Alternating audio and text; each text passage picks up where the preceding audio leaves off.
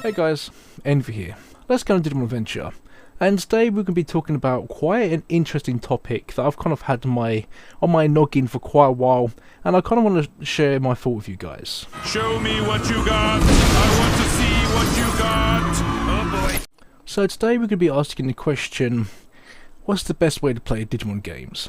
So lately, over the last few months, I've been streaming Digimon games. I've been mainly playing Digimon World 3 and Digimon World.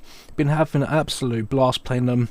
But today I'm going to be talking about how I play them and is it the best way to play them. Again, there are multiple ways to play Digimon games, you know, from like the newer consoles, from PlayStation to Xbox to Switch and PC. But I kind of want to take a step back, kind of like a retro step back, and kind of explain what's the best way to play classic Digimon games, like retro Digimon games. And I think the best way is with this bad boy here, the PS Vita. We're not worthy. We're not worthy. We're not worthy. The PS Vita is probably my favourite handheld console. You can do so much of it. This console itself is kind of jailbroken, but you can do so much with this bad boy. And we can kind of explain and kind of talk about why I personally think that the PS Vita is the best way to play Digimon games. I'm not going to talk about too much about the history of the PS Vita. There are plenty of videos on YouTube that kind of explain, you know, the downfall and the general history of the PS Vita. Personally myself, I still think that the Vita community is still going strong, and I kind of, you know, want to show my support to it a little bit, but also kind of keep in the theme of Digimon. So, as you guys can see here, I've got a nice little collection of Digimon games. All these games are kind of emulated because my PS Vita has been jailbroken. Personally, I think I'm not going to try and say, you know, you should. I'm not going to tell you how to do it here because, again, there's tons and tons of videos out there on YouTube that kind of explains how to do it.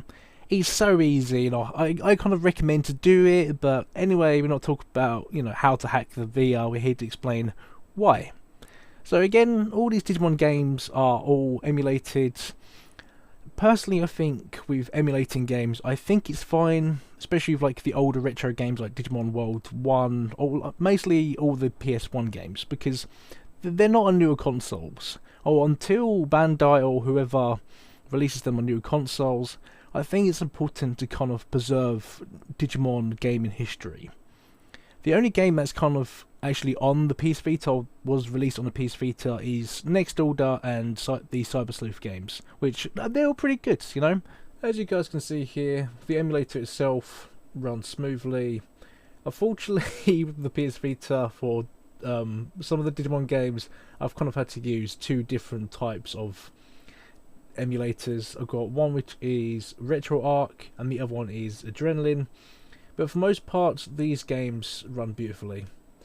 And another massive big part about emulating games is multiple saves, which is awesome if I can show it off.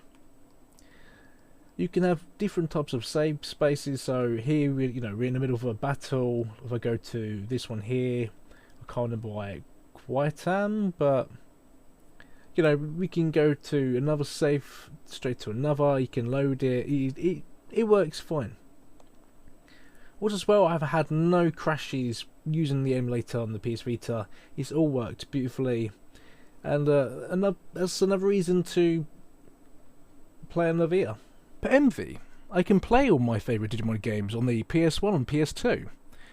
Yeah, you can do that on a big screen, but at the same time, you can also put your Vita to a big screen. With the right hacks and stuff, you can connect your PS Vita to your PC and you can play on a big screen, which I'm literally doing now if the gameplay is working properly. But yeah, you can do that. One thing I've got to mention is that you can change the button layout, because I know most of the old classic PS1 games use the D-pad to actually move, or they don't actually have the actual analog stick. But with the PS Vita, if you say you don't want to, use the D-pad, you can use the analog stick here. Also, as well, I know the PS Vita physically haven't got like the trigger buttons, but with the back pads, you can put them on there, which is quite a nice little feature. I know most people don't like the back pad button thingy or that sensor thing on the back of the Vita, but you can do that if you haven't got the triggers. I mean, we've got the little bumpers here, but we've got close enough triggers to it. Another reason why I think the PSVR is an awesome way to play Digimon games is the fact our V-Pets. Our V-Pets you can kind of take away anywhere. You can, go on a walk with them, you can interact with them, you can pretty much take them wherever you want to go. And I think it's kind of awesome to kind of have that portability, and I think, being able to take your PSV around, instead of taking like a PS1 with you and a TV screen, which, is long, you can't really take it out with you, you can't, take it to work.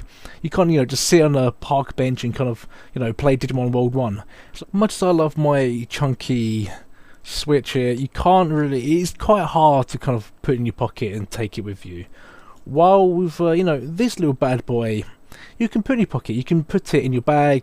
It's a nice size device, and if I want to make it into more like a comfortable handheld, I can put it in this like little accessory here, and bosh, there you go, you've got yourself a comfy little game device. You can play whatever.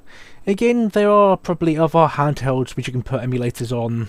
The PSV itself is quite of a rare thing these days, but unless you kind of, my generation, you probably have a PS Vita. It's probably just lying around, it's probably just collecting dust. You might as well use it for something. You might as well, do something with it. If you enjoyed this video and maybe kind of agreed with me, then don't forget to leave a like and even maybe consider subscribing. But if you disagree with my opinions, then put them down in the comments below. Maybe you don't want to emulate games, or maybe you want to stick with playing on the PS1, PS2, all that goodness. Again, we can have that conversation down in the comments below. It'd be quite interesting to kind of see what you guys thought on this. But anyway, I will see you guys in the next one.